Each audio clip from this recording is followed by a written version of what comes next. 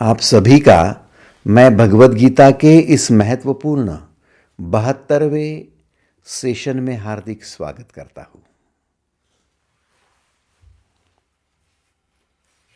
जीवन पूर्णत्व की ओर जरूर जाएगा, लेकिन पूर्णत्व केवल तभी होगा जब हम व्यक्तित्व के विकास को लेकर बड़े सीरियस होंगे, चरित्र को लेकर बड़े सीरियस होंगे। हम पहले से कहते आए हैं, समाज पहले से कहता आया है कि जिस व्यक्ति का पर्सनैलिटी डेवलप हुआ है, जिस व्यक्ति का कैरेक्टर अच्छा है, वह व्यक्ति पूजनीय है, वंदनीय है। अर्थात वह व्यक्ति पूर्णत्व की ओर है। जाहिर सी बात है, आप अपनी पर्सनैलिटी, अपना व्यक्तित्व, अपने शरीर, अपनी बुद्धि, अपना मन और अपनी वृत्तियां, इन चारों के महत्वपूर्ण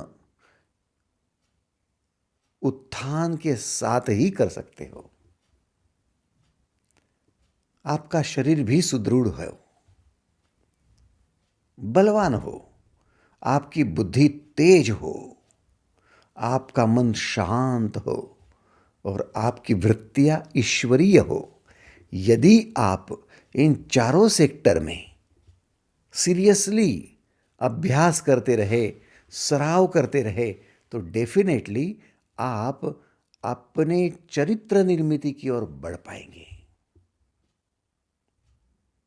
चरित्र किसका? जिसके व्यक्तित्व का विकास हुआ है उसका। मन ही अशांत है, अस्थिर है, बुद्धि द्वंद्व में अटकती है, नेगेटिव हो जाती है, बार बार नकारात्मक विचारों से घिर जाती है, द्वंद्व चलते रहता है, कंफ्यूज रहती है, शरीर रोगों से ग्रस्त है और वृत्तियां आसुरी वृत्तियां है। इसको लूटना है, उसको काटना है, उसको पीटना है, उसको हड़पना है। क्या आपके व्यक्तित्व का विकास संभव है? इम्पॉसिबल। और ये सब होता कैसे है? फिर जीवन में अचानक से कोई घटना घटती है और आपका मन अशांत हो जाता है।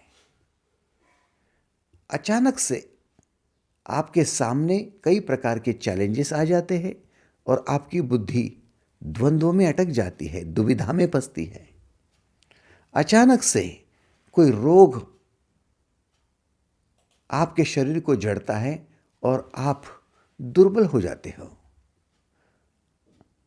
इन सब का आपके शरीर, मन, बुद्धि और चित्त पर विपरीत परिणाम होता है और बार बार उन्हीं विचारों को लेकर, उन्हीं भावनाओं को लेकर आप उसका प्रोग्रामिंग करते रहेंगे, तो फिर वो दुर्घटना बनकर उभर कर आती है और आपकी चित्त वृत्तियां बिगड़ जाती हैं। फिर न आपके व्यक्तित्व का विकास होता है, न आपकी ऑरा डेवलप होती है। आपकी आभामंडल कैसे डेवलप होगी? इलेक्ट्रोमैग्नेटिक फील्ड कैसे डेवलप होगा? और कैसे आप अपने चरित्र की निर्मिति कर पाएंगे? चरित्र क्या है? चरित्र है किसी एक सेवा के लिए अपना योगदान जोड़ना, किसी एक सृजन के लिए अपना योगदान जोड़ना, पूर्णतः उसमें विलीन हो जाना, किसी एक साधना के लिए अपने आप को समर्पित कर देना, चरित्र की निर्मिति है। भगवान बुद्ध का चरित्र आपको भाता है। क्यों? क्योंकि भगवान बुद्ध ने जो साधना उस साधना में समर्पण किया, वो समर्पण अनूठा था। एग्रीड? भगवान महावीर को देखो, इन्हें ये भगवान पद क्यों दिया गया? क्योंकि उनका समर्पण अनूठा था अपनी साधना में। फिर समाज में आए और सेवा जोड़ी, सेवा में समर्पण दिखा, भगवान के पद पर पहुंच गए, चरित्र की निर्मिति हो गई। आप कहते हो रतन टाटा का चरित्र है, क्यों? सृजन में, सेवा में समर्पण है। अब ये समर्पण क्यों हुआ होगा? ये चरित्र की निर्मिति क्यों हुई? क्योंकि समर्पण है, सृजन या सेवा या साधना में। और समर्पण क्यों हुआ? क्योंकि व्यक्तित्व का विकास हुआ। विकास हुआ मतलब उन्होंने अपने शरीर को भी तंदुरुस्त रखा, अपने बुद्धि को भी द्वंद्व से दूर रखा, पॉजिटिव रखा। उन्होंने अपने मन को शांत रखा, अपने वृत्तियों को ईश्वरीय बना दिया।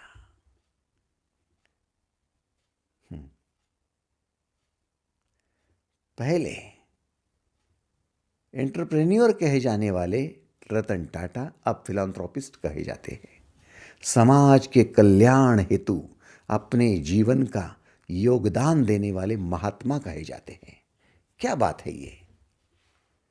इस प्रकार का चरित्र निर्माण होगा तो चरित्र आपको महात्मा बनाएगा, और ये महात्मा पद आपको विविध अनुभूतियां देते देते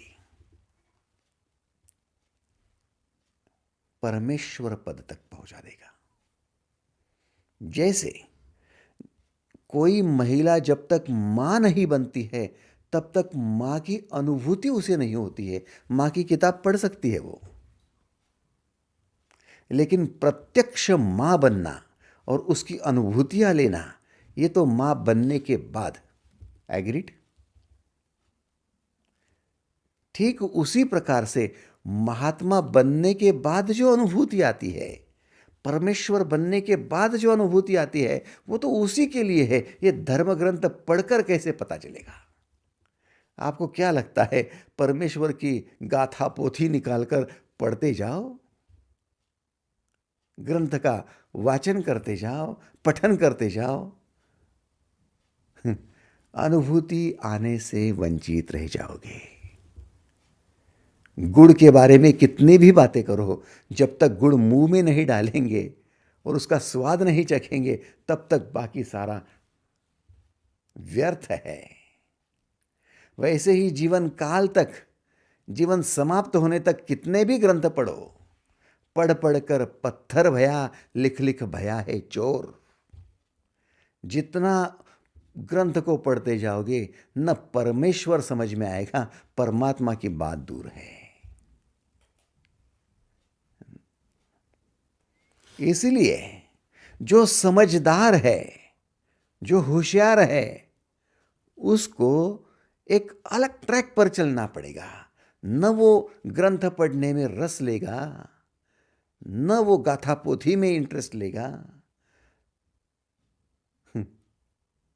वो तो उसे गंगा में बहा देगा। अरे भाई, इससे और कंफ्यूजन क्यों बढ़ाते हो, अशांति क्यों बढ़ाते हो? मुझे अनुभूति के रास्ते पर चलना है, तो आओ, अनुभूति के रास्ते पर चलने के लिए ज्ञान विज्ञान योग। और भगवान श्री कृष्ण इस योग में 7वें अध्याय में, ज्ञान विज्ञान योग के इस महत्वपूर्ण 7वें अध्याय में 12वें श्लोक से आपको अलग अनुभूति देने के लिए तैयार है। क्या आप तैयार हो? उस अनुभूति के प्रदेश में प्रवेश करने के लिए तैयार हो तो एक बार हाथ ऊपर कर लो। धन्यवाद, thank you, thank you, thank you. क्योंकि गीता के श्लोक पठन नहीं करना है हमें उसे याद भी नहीं करना है, हमें अनुभूति तक पहुंचना है। तो आओ, इसकी हम शुरुआत करते हैं। 7वें अध्याय का 12वां श्लोक है। गीता खोलेंगे। ये चैव सात्विका भावा राजसास्ताम साश्चये मत्त एवेति तन्विद्धि न त्वहम तेषु ते मयि। अर्थात मुझसे ही सत्वगुण, रजोगुण तथा तमोगुण के भाव उत्पन्न होते हैं और इन भावों से सत्वगुण, रजोगुण और तमोगुण से विविध पदार्थ निर्माण होते हैं, वस्तुएं निर्माण होती हैं। परंतु वास्तव में न तो मैं उनमें होता हूं, न वे मुझ में होते हैं। अब इसे समझना होगा कि ये गोपनीय और रहस्यमयी ये बात क्या है। सबसे पहली बात, मैं कौन हूं? हु एम आई? मैं कौन हूं? मैं सनातन बीज हूं। सनातन बीज क्या है?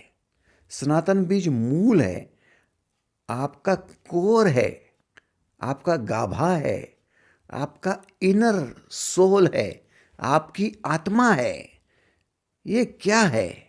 ये GOD है, जनरेशन, ऑर्गेनाइजेशन, डिस्ट्रक्शन, उत्पत्ति, स्थिति, लय, ऐसा पैकेज है। इसे सनातन बीज का पैकेज कहेंगे हम।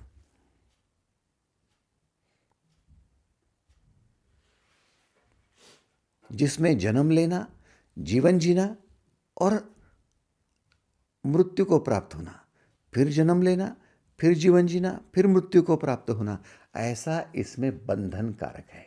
ऐसा इसमें पूर्ण हमेशा के लिए प्रोग्रामिंग है।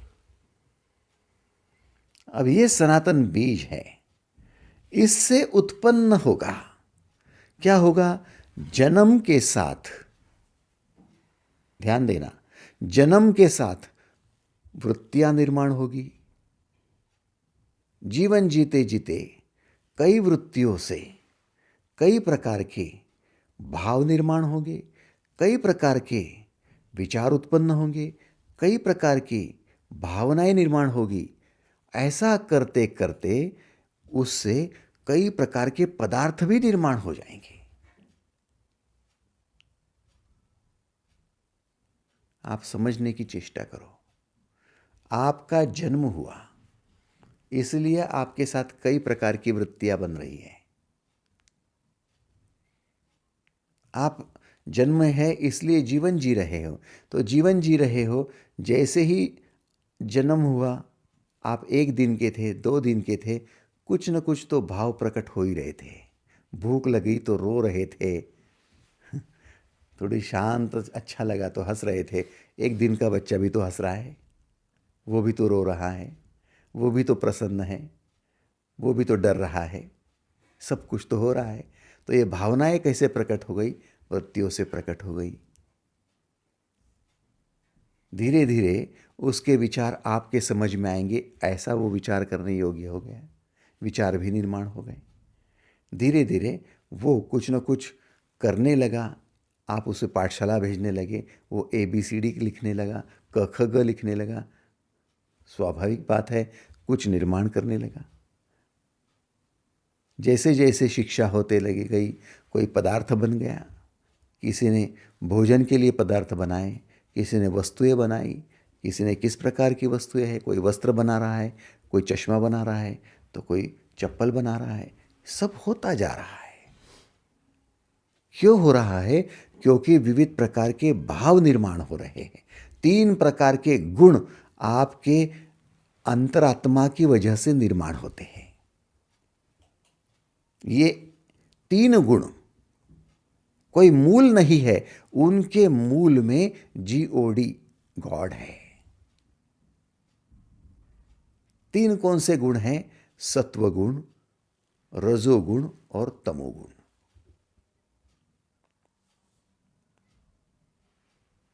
अब आपके जो गुण है, उन गुणों के लेकर, उन गुणों के माध्यम से आप अपने जीवन को आकार देने जा रहे हो। अब इन 3 गुणों की विशेषताओं को जानो। कई लोगों को लगता है कि तमोगुण बिल्कुल नहीं होना चाहिए, मैं तो सात्विक ही हूँ, सात्विक होगा तो भगवान बन जाऊंगा। थोड़ा रुको, ऐसा कुछ भी नहीं है कि सात्विकता का भगवान से संबंध है, और ऐसा कुछ भी नहीं है कि तमोगुण का भगवान से संबंध नहीं है। आपके पर्सनालिटी डेवलपमेंट के लिए तीनों बातें आवश्यक है।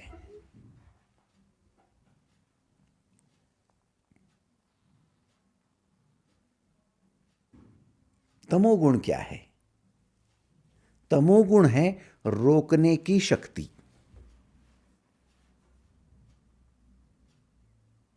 तमोगुण है रोकने की शक्ति। रजोगुण क्या है? गतिशील होने की शक्ति, चलने की शक्ति। और सत्वगुण क्या है?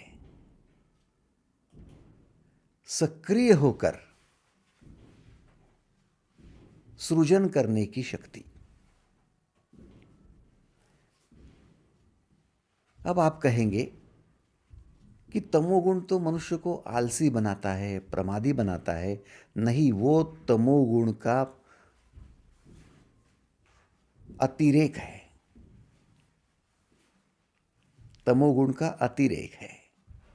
रजोगुण मनुष्य को बहुत भागदौड़ करने लगाता है, मनुष्य अंधी दौड़ लगाता है, मनुष्य भागते ही रहता है, मशीन बनता है। वो उसका अतिरेक है।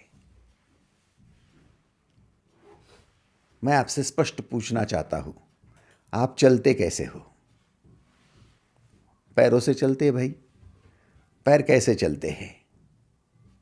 कुछ नहीं, एक कदम जमीन पर होता है तो दूसरा कदम हम आगे बढ़ाते हैं, फिर आगे बढ़ता है वो उस कदम को जमीन पर रखते हैं, और पिछला जो कदम अब तक जमीन पर था उसको उठाकर उसे आगे बढ़ाते हैं। आप समझ रहे हो? जो कदम जमीन पर है वो रुका हुआ है, उसमें तमोगुण है। इस क्षण उसमें तमोगुण है, इसलिए वो रोकने की शक्ति पर काम कर रहा है। उसने रोक लिया है, और फिर दूसरा उठकर आगे जा रहा है, वो गतिशील होने की शक्ति में है, चलने की अवस्था में है। अब वो चलकर चलता ही रहेगा तो कैसे चलेगा? एक कदम जमीन पर है और दूसरा सामने ही रखा हुआ है, तो आप चलेंगे कैसे? उसको थोड़ी अंतर पर ले जाकर आपको रोकना ही पड़ता है, फिर तमोगुण से उसको भरना पड़ता है। वो रुक जाता है तो पिछला जो कदम है, वो जो रुका हुआ है, वो अब तमोगुण से उभर कर आगे वो रजोगुण में आता है, वो उठकर आगे जाता है, वो रजस में आता है, फिर वो फिर तमोगुण में आता है, और फिर दूसरा वाला फिर रजस में आता है। आप समझ रहे हो? तो आपका तमोगुण और आपका रजोगुण दोनों का मिलाप होता है, इसलिए आप चल पाते हो।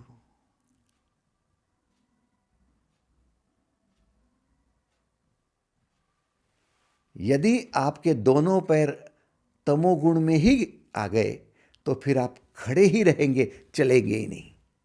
और दोनों पैर आपके रजोगुण में आ गए तो आप पीठ के बल गिर पड़ोगे, क्योंकि दोनों सामने चले जाएंगे। वो आपको सपोर्ट कौन करेगा? जो रोकता है वो सपोर्ट करता है, और जो आगे बढ़ता है वो प्रगति करता है। इसलिए आपका रजोगुण आपके प्रगति का कारक है, और आपका तमोगुण आपके मोरल सपोर्ट का द्योतक है। तमोगुण और रजोगुण ये दोनों मुझसे उत्पन्न होते हैं। ये चैव सात्विका भावा राजसास्ताम साश्चये। ये मुझसे उत्पन्न हो रहे हैं, ये मामूली नहीं है। मैंने व्यर्थ की कोई बात इस विश्व में निर्माण की ही नहीं, जीवन में निर्माण की ही नहीं। तमोगुण भी मेरे काम का था। जैसे आपकी कार है और कार में केवल एक्सीलेटर है, रजोगुण है, भागते जा, बिना ब्रेक की गाड़ी, क्या होगा? एक्सीडेंट होगा। और केवल ब्रेक ही लगा हुआ है, एक्सीलेटर दिया ही नहीं है, तो कौन कहता है वो गाड़ी है? वो तो पत्थर है पड़ा हुआ।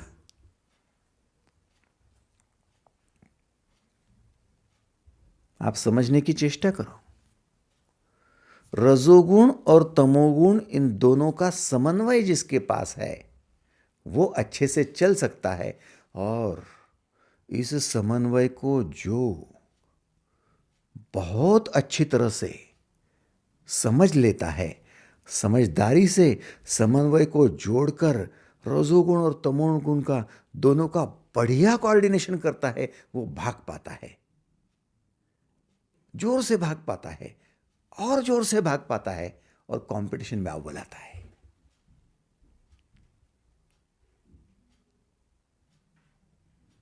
समझ रहे हो? बेस्ट एथलीट कौन होता है? जो अपने खुद को रोक भी सकता है और अपने खुद को गति भी दे सकता है। कब गति देना है, कब रोकना है, कितनी मात्रा तक रोकना है, कितनी मात्रा तक गति देना है, और ये बात क्षण क्षण में और क्षण के भी कितने छोटे टुकड़े में इसको कोऑर्डिनेट करना है, जो जानता है वो बेस्ट एथलीट कहलाता है, गोल्ड मेडलिस्ट कहलाता है। लेकिन जो स्थूल व्यक्ति होता है, जो व्यक्ति केवल तमोगुण में अटक जाता है, वो धीरे धीरे रुकता रुकता रुकता रुकता इतना रुक जाता है कि आलसी प्रमादी बन जाता है, उठता ही नहीं है। सुबह 6 बज गई, रजोगुणी हो जाओ, रात्रि को 9 बज गए, तमोगुणी हो जाओ, सो जाओ, खुद को रोक लो। लेकिन 9 बजे रोकने को तैयार नहीं है। वेब सीरीज देख रहे हो, मूवीज देख रहे हो, फेसबुक पर हो, चलने दो 1 बजे तक, 2 बजे तक, आप रोक नहीं सकते खुद को। आपका तमोगुण प्रभावी है ही नहीं। और फिर सुबह सो जाते हो, फिर 8 बजे तक नहीं उठते, 9 बजे तक नहीं उठते, आपको उठने की इच्छा ही नहीं होती, रजोगुण सक्रिय नहीं हो रहा है। अब जिसका रजोगुण समय पर चलायमान नहीं हो रहा है, तमोगुण समय पर चलायमान नहीं हो रहा है, उसका कोऑर्डिनेशन ही उसे पता नहीं है, तो वो क्रिएशन क्या करेगा, सात्विक क्या बनेगा? इसलिए आलसी प्रमादी व्यक्ति न सात्विक बनता है, न केवल भागदौड़ लगाने वाला किस भाग रहा है, कैसे पैसे के पीछे, कैसे पत्नी के पीछे, कैसे बच्चों के पीछे, केवल भागते ही भागते जा रहा है, रुकने का नाम नहीं ले रहा है, वो कैसे सात्विक बनेगा? समझ रहे हो आप? ये ज्ञान है। तमोगुण, रजोगुण और सत्वगुण तीनों बड़े अनिवार्य है, लेकिन तीनों मुझसे उत्पन्न होते हैं, ना मैं उनमें हूं ना वो मुझ में है। मैं इनका मालिक हूं, ये बताने की इसमें चेष्टा है। आपको कोई पूछ लेता है आप कौन है? अरे मैं सात्विक व्यक्ति हूं। इसका मतलब तू खुद सात्विक है? हाँ, यानी सत्वगुण तू है? हाँ, गए आप। नहीं, सत्वगुण मेरा एक निर्माण हुआ, मुझसे निर्माण हुआ एक भाव है। रजोगुण मुझसे निर्माण हुआ एक भाव है, तमोगुण मुझसे निर्माण हुआ एक भाव है। मैं सात्विक नहीं हूं, मुझसे सात्विकता है। समझ गए? कितने लोगों को समझ में आया वो हाथ ऊपर करेंगे? धन्यवाद, थैंक यू थैंक यू। मैं सात्विक नहीं हूं, मुझसे सात्विकता है। मैं मालिक हूं। मैं कौन हूं? मैं GOD, मैं सनातन बीज, मैं उत्पत्ति स्थिति लय वाला गुरुदेव दत्त हूं।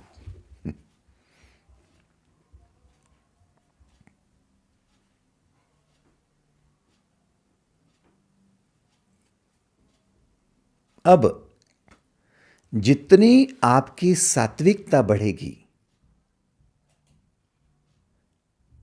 उतनी आपके तमोगुण कम होंगे, उतने अपने रजोगुण कम होंगे?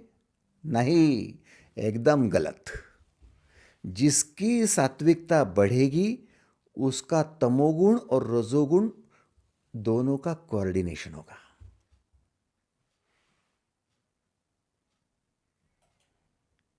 ना तमोगुण को आप बेकार समझो, ना रजोगुण को आप बेकार समझो।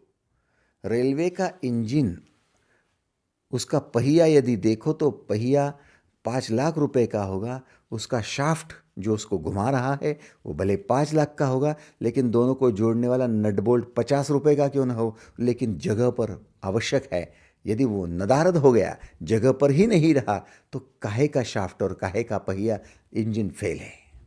यस, ठीक उसी प्रकार से आप ये नहीं कह सकते कि मैं सात्विक हूं इसलिए सोऊंगा ही नहीं, रात रात भर साधना करते रहूंगा, जगते ही रहूंगा, मुझे सोने की क्या जरूरत है।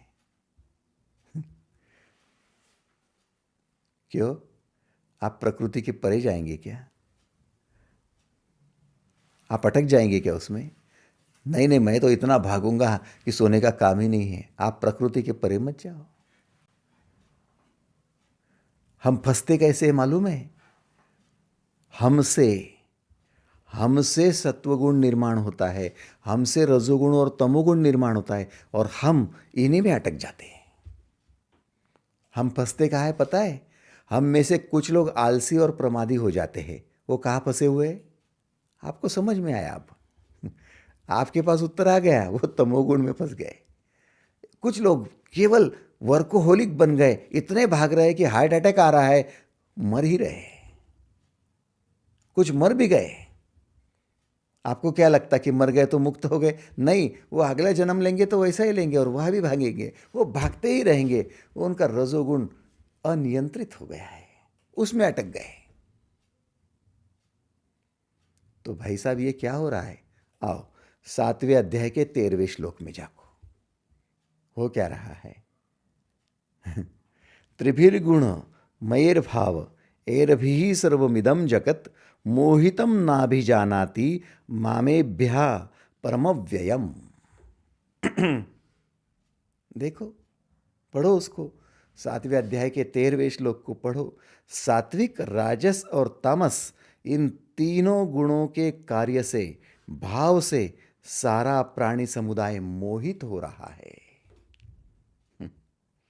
सारा संसार मोहित हो रहा है।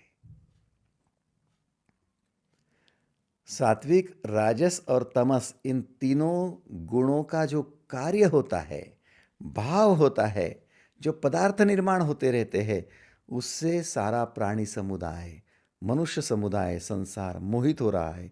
इसलिए इन 3 गुणों से परे मुझ अविनाशी को वो नहीं जानते। मुझे कौन नहीं जानता? जीओडी को कौन नहीं जानता? जो या तो सात्विकता में अटका हुआ है, रजस में अटका हुआ है, तमस में अटका हुआ है, वो इन सब का मालिक जो एक है उसको नहीं जानता। वो जीओडी को नहीं जानता।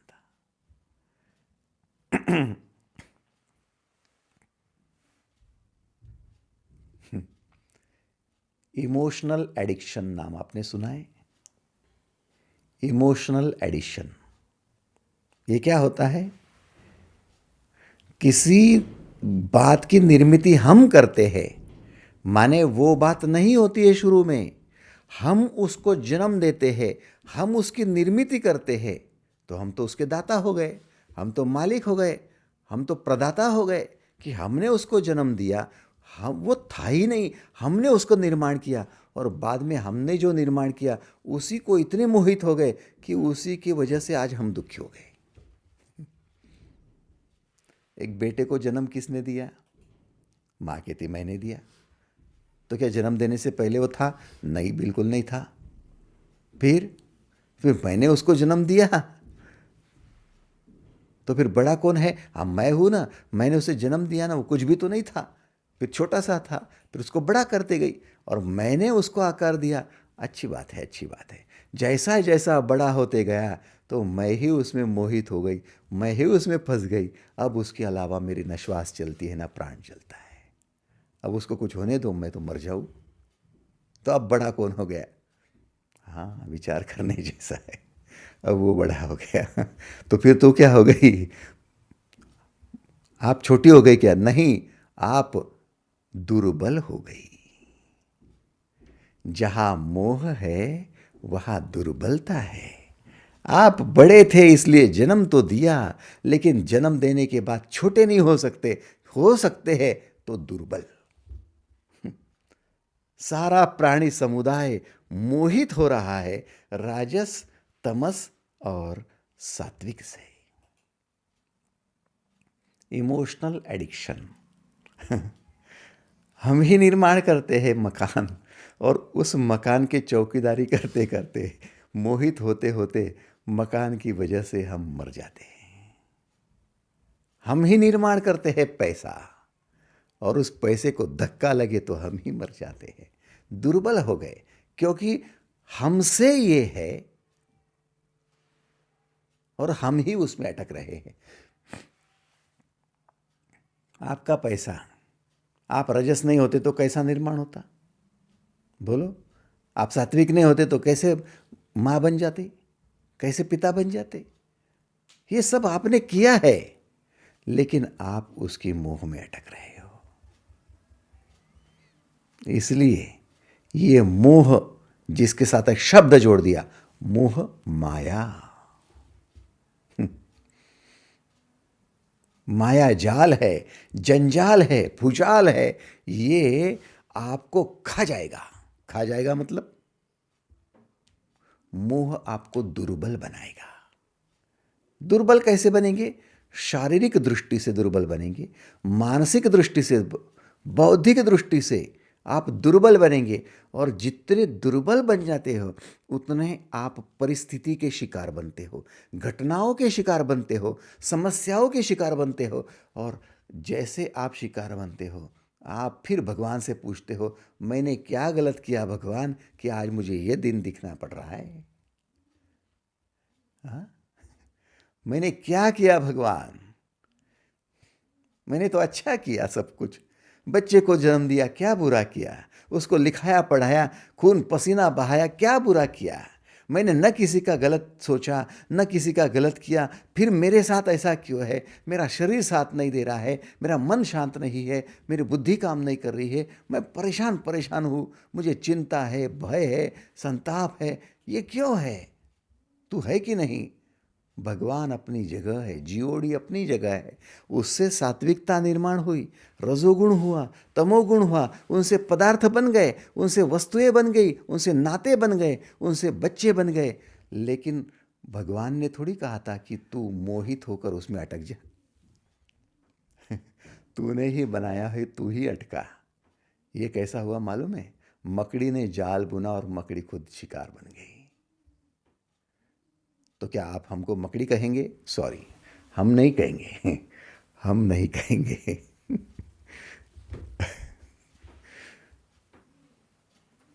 लेकिन आप समझदार हो। ये जाल क्या है? ये माया जाल है। ये माया जाल कैसे बना? ये मायाजाल कैसे बना? ये मायाजाल आपके 3 गुणों से बना नहीं, 3 गुणों में अटकने की वजह से बना।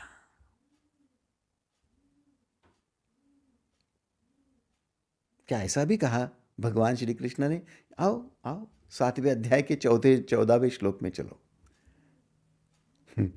दैवी हेषा गुणमयी मम माया दुरत्यता मामे में ये प्रपद्यन्ते मया मेताम तरंति दे।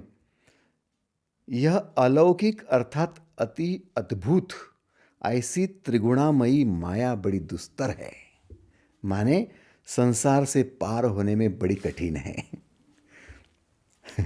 दैवी हेषा गुणमयी मम माया दुरत्यता। दुस्तर है, कठिन है, संसार से पार होने में कठिन है। संसार किसने निर्माण किया? बोलो। आपको बच्चे नहीं थे, आपने ही जन्म दिए, संसार आपने बढ़ाया। आप कहाँ अटके? संसार में अटके। संसार से पार होना है, इधर मुक्ति भी चाहिए, मोक्ष भी चाहिए, अर्थात मनुष्य से मानव, मानव से महामानव, महामानव से महात्मा, महात्मा से परमेश्वर, परमेश्वर से परमात्मा। आपका बहुत अच्छा जो विजन है वो तो बढ़िया है, लेकिन प्रोग्रामिंग क्या है? माया की प्रोग्रामिंग है। बच्चों में अटक गए, पैसे में अटक गए, मकान दुकान में अटक गए, नौकरी व्यवसाय में अटक गए। सब में तो अटक रहे हैं। माया बड़ी दुस्तर है, बड़ी कठिन है। अलौकिक, अति अद्भुत ऐसी त्रिगुणामयी माया बड़ी दुस्तर है, परंतु जो लोग केवल मुझको निरंतर भजते हैं वे ही इस माया का उल्लंघन कर जाते हैं, अर्थात संसार से तर जाते हैं, पार हो जाते हैं। आपके लिए बहुत बड़ा संदेश है, बहुत बड़ा संदेश है। मकड़ी का जाल बुनते बुनते मकड़ी खुद शिकार हो गई। शिकारी शिकार करते करते अपना ही शिकार कर लिया। कुल्हाड़ी चलाते चलाते नसरुद्दीन ने खुद को ही लहूलुहान कर दिया। क्या बात है, जिस डाली पर बैठा था उसी डाली को नसरुद्दीन काट रहा था। ये हमारा भाग्य है, ये हमारा दुर्भाग्य है, ये हमारी पीड़ा है, ये हमारी परेशानी है। हाँ, यदि ये पीड़ा है, परेशानी है, तो हमारे व्यक्तित्व का विकास कैसे होगा?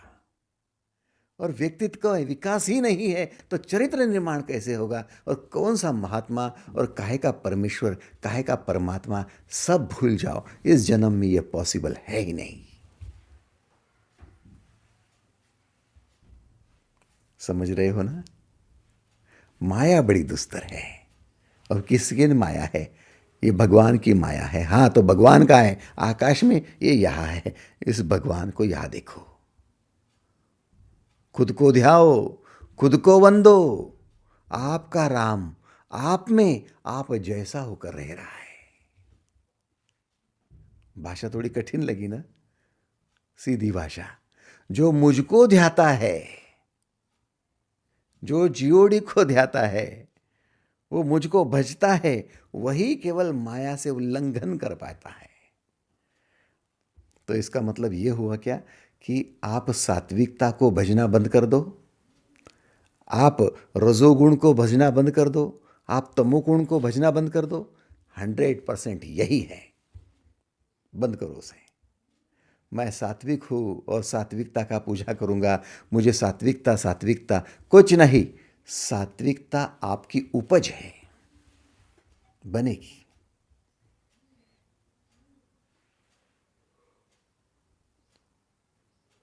जाएगी कहाँ?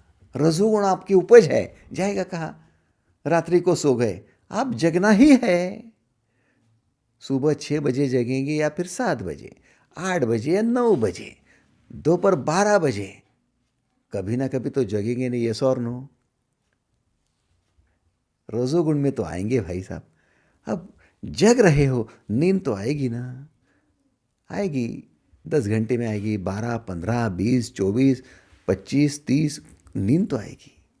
तो ये सब होना है,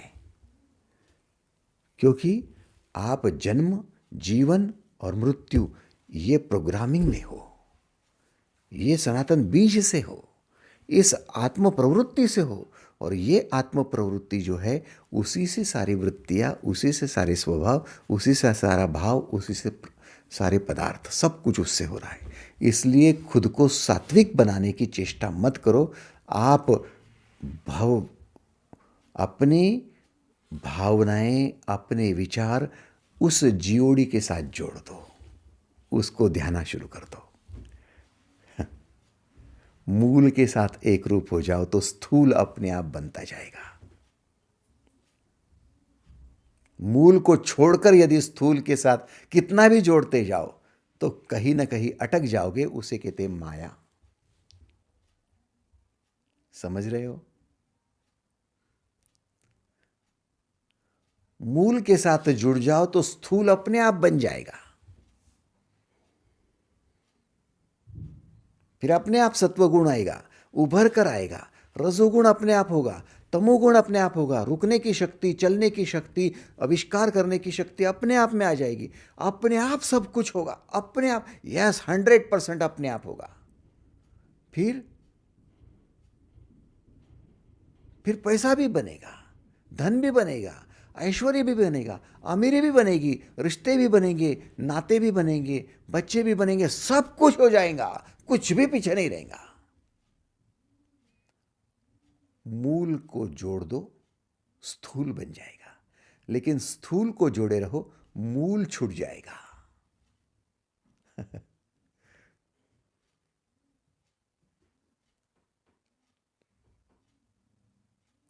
स्थूल से जुड़े रहो, मूल छूट जाता है। जिस मूल से बच्चे आए उनके साथ जुड़ जाओ, वो स्थूल है, रिश्ते के साथ जुड़ जाओ, स्थूल है, हो गए इमोशनल। और इमोशनल होते होते इतने इमोशनल कि उसका एडिक्शन ही हो गया कि उसके अलावा रह ही नहीं सकती मैं। मेरा मित्र है वो, मेरा पति है वो, मेरी पत्नी है वो। कुछ तो लोग इतने महाभाग होते हैं कि पत्नी मरती है और 4 दिन के बाद ये मर जाते हैं। मैं कैसे रहूं? पति का देहांत होता है, इधर ये मर जाते हैं, मैं कैसे रहूं? बेटे को हार्ट अटैक आता है, पिता को आ जाता है, मैं कैसे जीऊं? क्यों? इतना मोहित था। अब बेटे का कार्यकाल समाप्त हुआ है, उसको एक नया जन्म लेना है। आपने अपने कर्तव्यों को लेकर, आपने अपने चरित्र को लेकर, आपने अपने महात्मापन और अपने परमात्मा पद तक पहुंचने के लिए जो करना था वो छोड़ दिया, और बेटा मर गया इसलिए मैं मर रहा हूं। What is this? ये क्या है? समाज कहता है कि बड़ा पुत्र प्रेम था, लेकिन वो एक कलंक है। दशरथ राजा राम जी के विरह में प्राण त्याग कर रहे हैं, ये दशरथ राजा की बहुत बड़ी साधना नहीं है। कितने लोग उसको साधना मानते हैं कि राम जी के विरह में दशरथ राजा ने, पिता ने प्राण त्याग दिए, इसलिए दशरथ राजा ग्रेट है। कितने लोगों को लगता है कि ग्रेट है?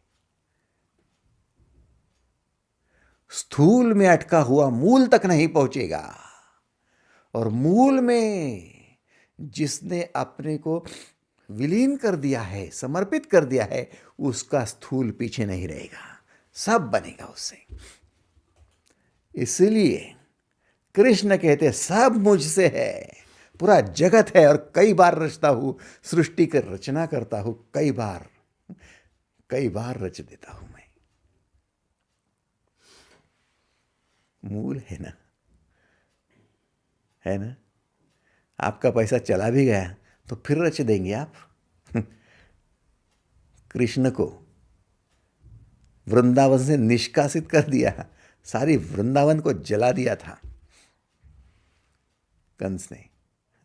बरसाना आ गए, बरसाना से खदेड़ दिया, मथुरा आ गए, कंस को मार दिया। वहां के सेनापति ने कहा कि कृष्ण की वजह से युद्ध हो रहे जरासंध से, नहीं होता तो अच्छा होता। चले गए गोमंतक पर्वत पर, चले गए आगे, वहां से द्वारका निर्माण कर ली, पूरा का पूरा आपसे निकाल दो, लेकिन आप यदि जीओडी हो, आप यदि उससे जुड़े हो, आप यदि उसका ही ध्यान करते हो, तो ये द्वारका बनाना क्या बड़ी बात है। चुटकी बजाई और द्वारका बन गई। ऐसे तो कई बिजनेस हो जाएंगे, ऐसे तो कई नौकरियां हो जाएंगी, कई रिश्ते बन जाएंगे, ऐसे तो कई काम हो जाएंगे, सब कुछ होगा। आप जुड़े रहो, किससे? उस मूल से जुड़े रहो। मामे व ये प्रपद्यन्ते माया मेताम तरंति ते। जो केवल मुझको निरंतर भजते हैं, वे ही इस माया का उल्लंघन कर जाते हैं। माया, दुस्तर माया से, कठिन माया से पार हो जाते हैं।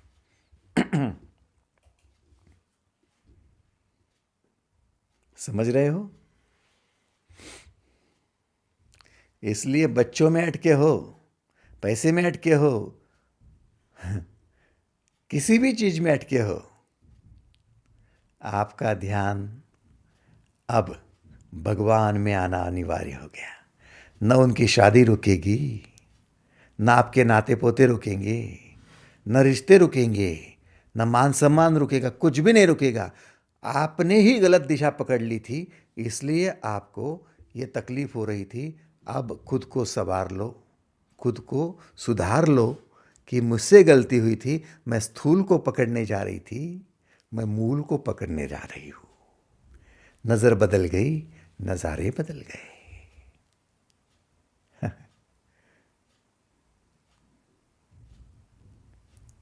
आओ भगवान के हो जाओ, आओ भगवान के पास चलो, आओ हमने तो भगवान को भी इतना दूर कर दिया संसारी लोगों ने। बोले इतने तो जल्दी भगवान के पास जाना है, मारना चाहते हो क्या हमको? तो किसने कहा कि मरने के बाद भगवान के पास जाएंगे आप? हाँ? इतना षड्यंत्र, इतनी दुस्तर माया है ये, इतना खुद को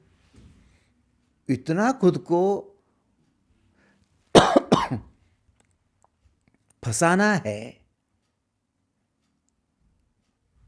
कि भगवान के पास नहीं बाबा, इतने थोड़ी जल्दी जाना है।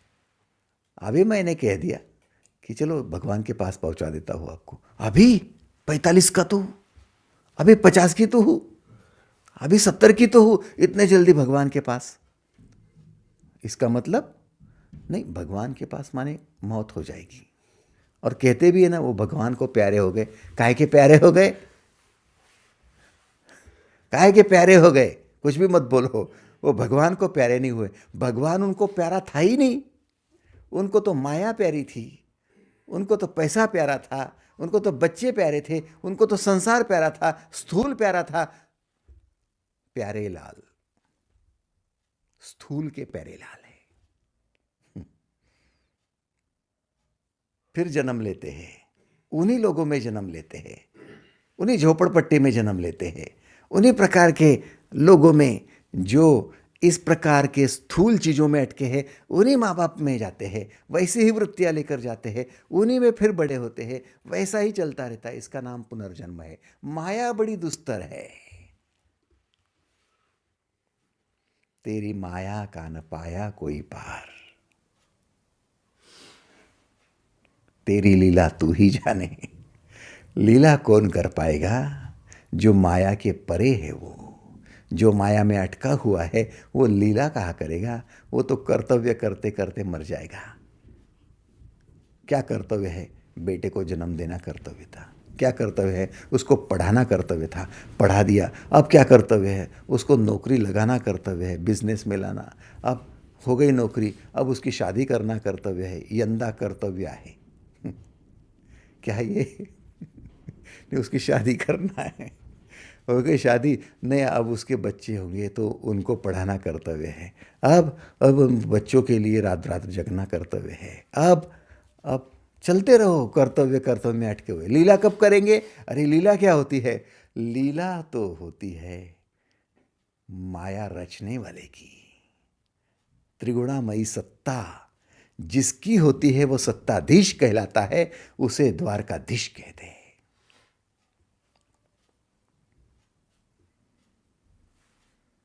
और हम गिड़गिड़ाते हैं, प्रभु पैसे दे दे, प्रभु पत्नी का स्वास्थ्य दे दे, प्रभु ये दे। अरे कौन प्रभु? किसको देख रहा है? बाहर ढूंढ रहा है? वो तो भीतर है। तू ही तो वो प्रभु है, तू जानता नहीं है।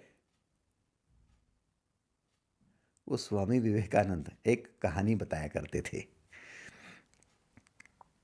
कहानी दरअसल ऐसी थी कि राजा का बेटा और जंगल में गया, शिकार करने गया। उम्र कुछ ज़्यादा नहीं थी, लेकिन गया और रंग जंगल का रास्ता भटक गया। भटक गया तो इतना भटक गया, इतना भटक गया कि उसको जो मिला ही नहीं, रास्ता ही नहीं मिला। फिर 4 दिन जंगल में पड़ा रहा, खाने के लाले पड़े, क्या खाना क्या खाना, कोई साथ नहीं, कोई संगी नहीं। और फिर परेशान सा इधर उधर घूमने लगा, जो मिला वो खाने लगा।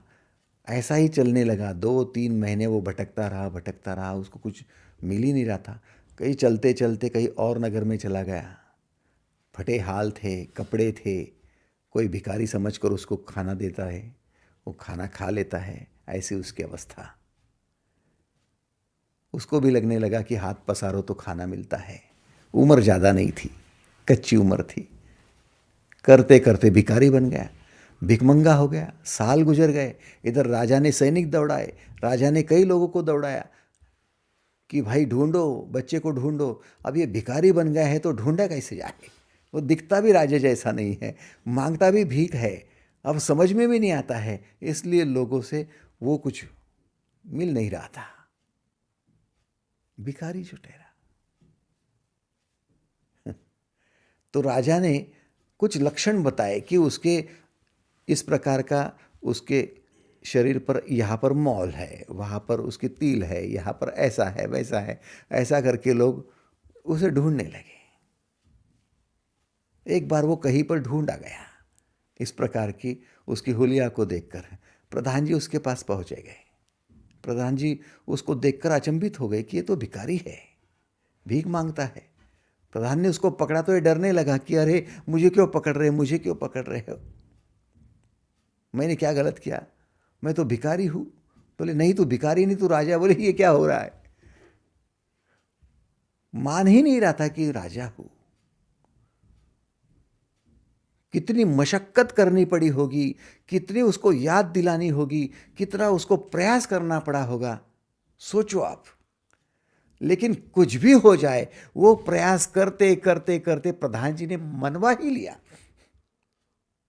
अब वो तैयार हो गया कि हाँ, मैं राजपुत्र हूं, राजपुत्र हूं। ये जैसे ही उसे ख्याल में आया, उसकी समझ ठिकाने पर आ गई, वैसे ही अब तक भीख का कटोरा लेकर भीख मंगा लोगों के सामने गिड़गिड़ाने वाला आदेश देने लगा, हे जाओ कपड़े लेकर आओ, जाओ नहलाओ मुझे, जाओ ये लाओ, जाओ वो लाओ, रथ लाओ। क्या बात है, जो भीख मांग रहा है वो आदेश दे रहा है, और उसके आदेश पर सब भाग रहे हैं। भिखारी को लाते बुक्के मिलती थी, उसको ठोकरें मिलती थी। आज राजपुत्र हो गया तो सम्मान मिल रहा है। वो था ही राजपुत्र, लेकिन भूल सा गया था। क्यों? माया बड़ी दुस्तर है। खुद ही फंस गया था अपने तमोगुण में, अपने रजोगुण में खुद ही फंस गया था। हम फंसे हुए हैं, अपने विचारों में फंसे हुए हैं, अपनी भावनाओं में फंसे हुए हैं, अपनी विस्तार में पदार्थ में फंसे हुए हैं। यहां से निकालेगा कौन? तो वो याद निकालेगी, वो जिस प्रकार से प्रधान ने उसको याद दिलाई थी कि तू राजपुत्र है।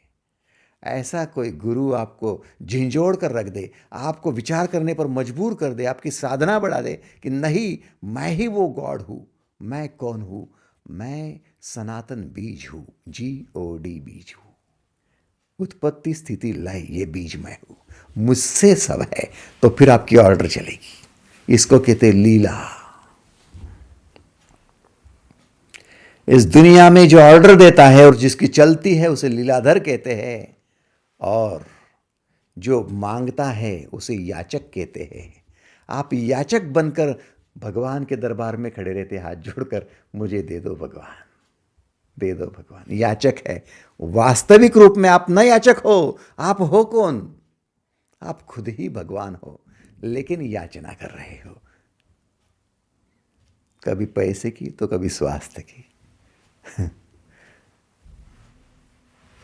बात सच्ची होगी तो फिर हाथ ऊपर कर सकते हो कि हाँ, हम याचक बन गए हैं। लेकिन दरअसल याचक नहीं हो, आप शासक हो।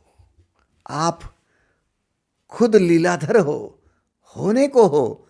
इसलिए आप कृष्ण की शरण में जाओ। क्यों?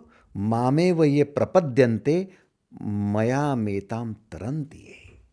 जो मुझको ध्याते हैं, मुझको भजते हैं, वो फिर इस दुस्तर माया से, कठिन माया से पार हो जाते हैं।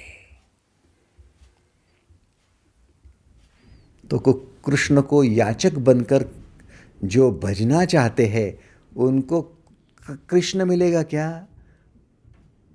जो भिखारी बनकर लोगों से भीख मांग रहा था, वो राजपुत्र बनेगा क्या? सोचो। आपको याचक बनकर कृष्ण के पास नहीं खड़ा होना है।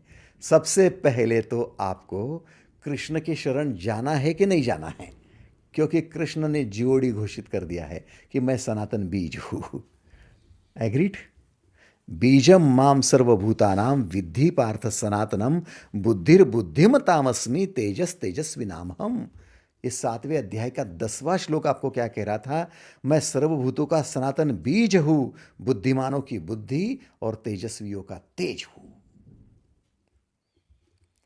यदि इस महत्ता को, इस महात्म पद को इस परमेश्वर पद को पहुंचना है तो फिर आपको कृष्ण के शरण जाना होगा। और आपके लिए मंत्र आज का होगा श्री कृष्ण शरणम मम।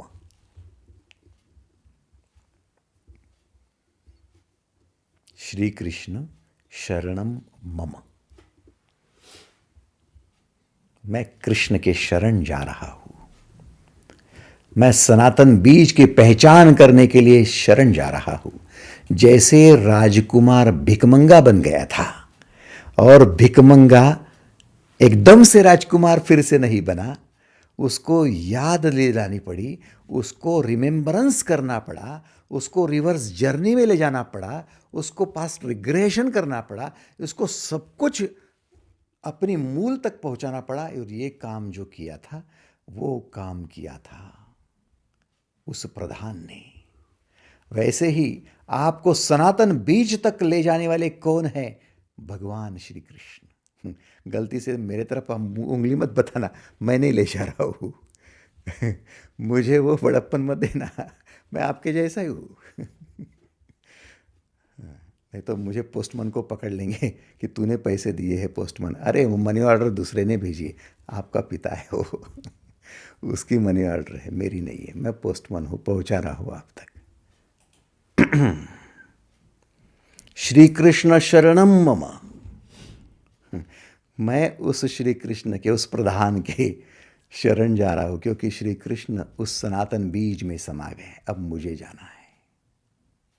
गुनगुनाना दिन भर, श्री कृष्ण शरणम मम, श्री कृष्ण शरणम मम, श्री कृष्ण शरणम मम, श्री कृष्ण शरणम मम, श्री कृष्ण शरणम मम। जैसे आए वैसे गुनगुनाओ, एक गीत बना लो उसका। और जैसे जैसे गीत भीतर जाएगा वैसे वैसे आप कृष्णमयी हो जाओगे। फिर क्या करना है? कृष्णमयी होकर क्या करना है? जाएंगे ना आगे। अभी तो अगले अध्याय में प्रवेश करेंगे तो बड़ा मजा आएगा, सुकून आएगा। कैसे पहुंचना है, क्या करना है, क्या होना है, फिर लीलाएं कैसे होती है और कैसे लीलाधर बन जाओगे और कैसे खुशियां होगी। फिर देखो, आपने किसी के सर पे हाथ रख दिया तो उसका भला ही होना है, होना ही है। आपकी नजर जिस पर पड़ गई वो निहाल होना ही है। आपके सानिध्य में जो आया उसको शांत होना ही है। क्यों? क्योंकि आप माया से पार जा रहे हो। माया में अटका हुआ दूसरे को निहाल नहीं कर सकता। माया में अटकी हुई मां है, वो सर पे भी हाथ रखेंगी तो काम नहीं होगा। और माया से परे हो जाएंगी तो कोसों दूर भी रहेंगी, कोसों दूर रहेंगी। आप यहां और आपका बेटा अमेरिका में, फिर भी काम हो जाएगा। लेकिन माया में अटकी है तो गोदी में बिठाकर भी रात भर बिठाएंगी तो काम नहीं होगा, कुछ भी नहीं होगा। थोड़ा समझो, थोड़ा समझो।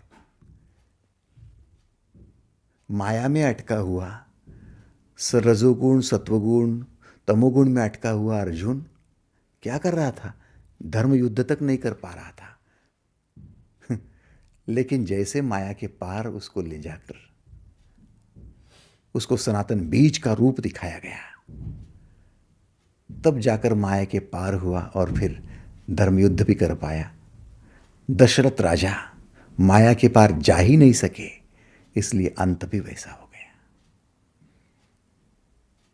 आप ये नहीं कह सकते कि हम सात्विक हैं, हमने किसी का बुरा नहीं किया है इसलिए हमको भगवान मिल जाएंगे। नहीं, माया के पार तो तमोगुण के भी पार, रजोगुण के भी पार और सत्वगुण के भी पार, ये मूल सनातन बीज में समाना है। और उसके लिए आज मंत्र लिया है श्री कृष्ण शरणम मम। आज के लिए बस इतना ही। धन्यवाद।